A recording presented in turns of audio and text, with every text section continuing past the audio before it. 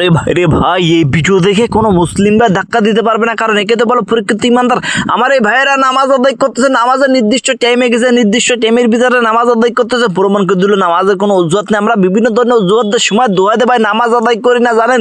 কিয়ামতের দিনে নামাজ এতই মূল্যবান হবে, যে ব্যক্তি একক নামাজ কাজা করবে 2,80,000 বছর জাহান্নামে জ্বলতে হবে। কিয়ামতের দিন আমাদের মাথার এক ব্রস্ত পরে সূর্য থাকবে, সূর্য তাপে আমাদের মাথার গুলো টকবক টকবক করতে থাকবে। যদি আমলনামা খারাপ থাকে, আমরা সামান্য দুনিয়ার সূর্যের আগুন সহ্য করতে পারি না, দুনিয়া থেকে 13 লক্ষ কোটি গুণ দূরে, তাই সামান্য গরম সহ্য করতে পারি না। ওই কিয়ামতের দিন কেমনে সহ্য করবেন ভাই? তারপরে বেনামাজি মৃত্যু এতই ভয়ঙ্কর হবে, মৃত্যুর সময় মনে হবে যাদের বুকের উপরে হুট পড়ে এনে ছুঁয়ে দিয়েছে, তার থেকে কষ্ট যন্ত্রণাদায়ক মৃত্যু হবে, কেউ সহ্য করতে পারবে না। কবরে আযাব খুব ভয়ঙ্কর হবে রে ভাই, কেউ সহ্য করতে পারবেন না জাহান্নাম।